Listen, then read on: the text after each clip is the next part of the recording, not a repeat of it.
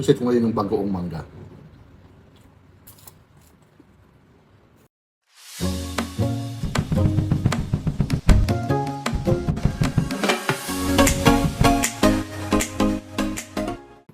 Hi guys! So yan, ang gagawin naman natin ngayon, itatry natin tong apple mango sa ginisang bagoong.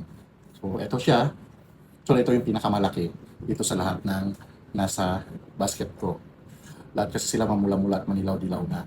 So ito ang susubukan natin. Although siya yung pinakamalaki, babalatan natin siya. Then isasawsaw natin siya sa ginisang bagoong ni Supremo. So, special po yan, both from Bataan, itong dalawa. So ngayon, titikman natin siya kung okay ba siya sa hilaw na apple mango. Kasi nga 'di ba, nung nakaraang video napatunayan natin na yung hinog niya is matamis, masarap. Walang aftertaste, walang lasang gamot, walang matapang na lasa. So ito, titikman natin ngayon. Since hilaw pa siya, although maniba na siya, pero alam ko maano pa ang lasa nito. So ano natin yung lasa niya kung tama ba yung sinasabing lasa niya. So tara, balatan na natin siya.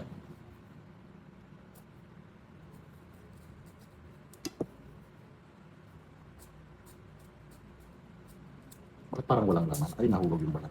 Okay na yun. Hindi ko na lang pupulutin. Ayan guys ha. Dilaw na rin siya guys. But anyway, I think okay siya sa bagoong. Lalong-lalo na yung bagoong is napakasarap po. Sabi ko, sobrang thank you talaga. Yun ang Supremo. Yung host po natin sa Bataan. Yung nag-invite sa atin. So, ito na tayo. Tayo ngayon. Kasi pinagtatalunan namin ni Nanay Esper na hindi masarap daw ang apple mango. Pero na-prove ko na siya doon sa hinog na kinain ko nung nakaraan. Sobrang sarap niya. Sobrang gusto ko siya pag hinog.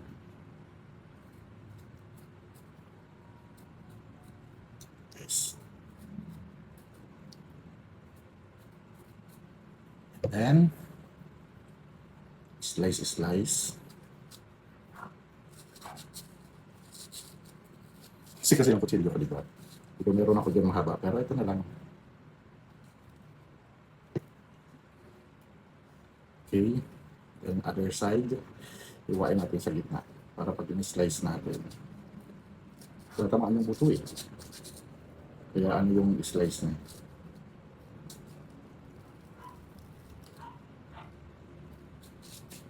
Nahirapan ko talaga yung sarili ko.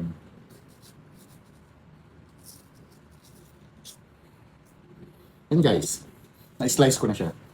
So itong isa, hatiin din natin para hindi naman na. And now, isisit, pansit, nanay. Isawsaw na lang natin para mas mabilis. So isin ko lang itong kutsara. And guys, lalaman na natin kung anong lasa niya plus yung mangga mismo.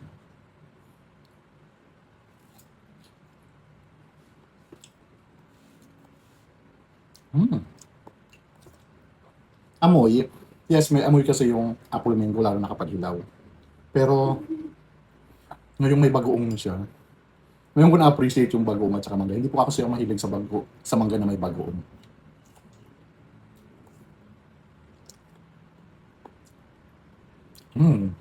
Tumulo na yung ano ko. Baka nakita sa video. Tumulong laway, aray ko. Tulog.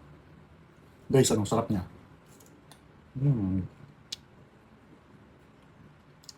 Pasensya na sa maglalaway ha.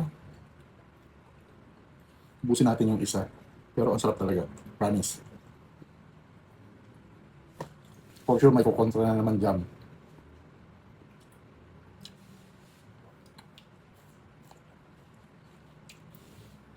Ang lamis-lamis na yung mangga. Kasi hindi ko makita yung matapang na lasa or lasang gamot, wala. Amoy, opo, meron.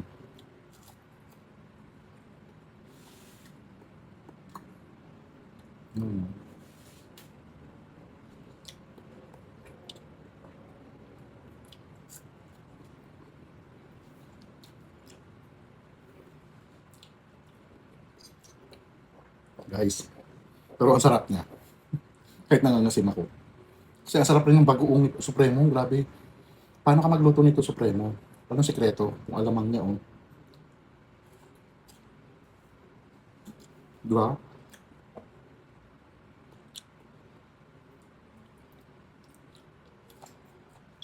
Hmm.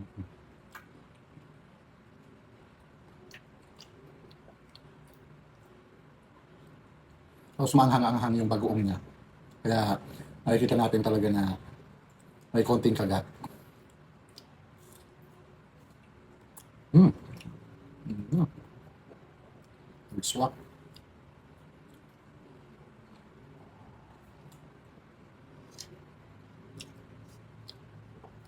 Last half ng pangalawang pisngi.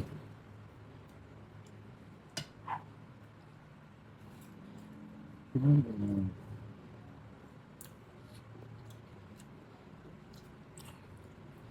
Sabi ko sa inyo guys, talagang na-appreciate ko ngayon yung bagoong mangga.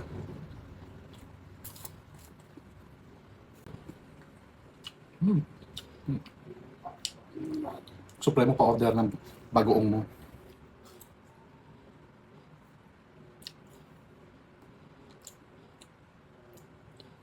Ito yung tamis niya. Ang sarap niya. Malalasan na siya, manamis-tamis na siya kasi nga dilaw na, diba? Hindi na siya yung green. Next time, doon naman tayo sa Indian mango.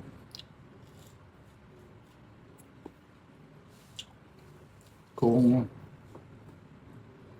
tutugma pa yung lasa ng bagoong at saka Indian mango.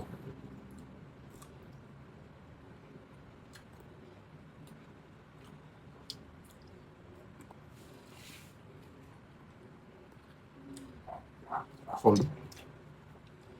pag bumalik talaga kay Supremo at maguma pa ang apple mango, kahit mabigat, guys, ako na ngayon ang ano ng apple mango kasi talaga na-appreciate ko siya.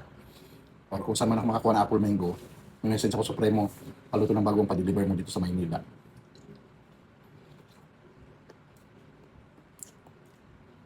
Ubus yung bagoong sit dito, no? Dapat ubus, diba? Para hindi natin masabi na, hindi kinaya. Kayang-kaya po.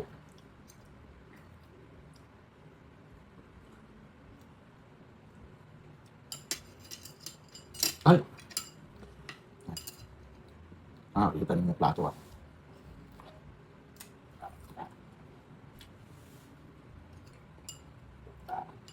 Sabi, ang sarap ng ano? Sarap talaga ng bagoong ni Supremo.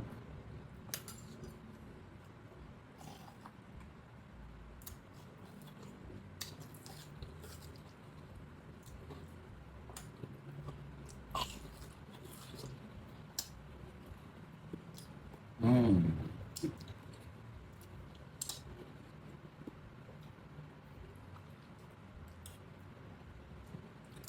Guys.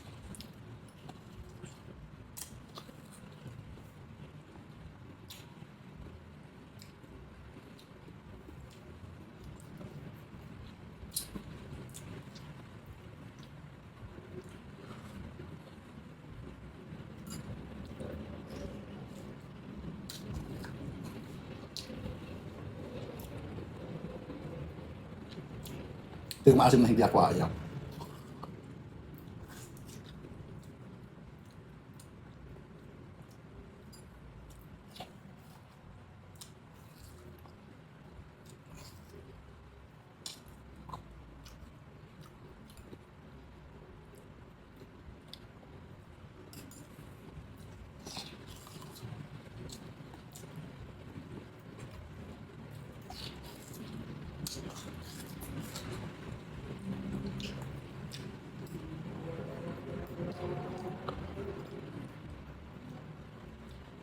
Simok sarap.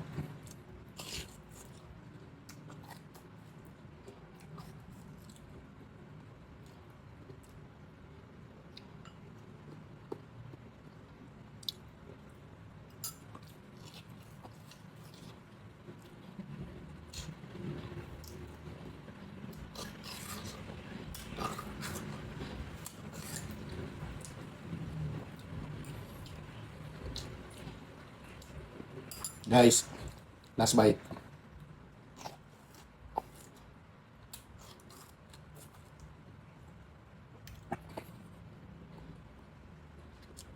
Solve. Solve na, solve na, solve. Hindi maubos yung bagoong. Pero pa naman, hindi man ubos oh.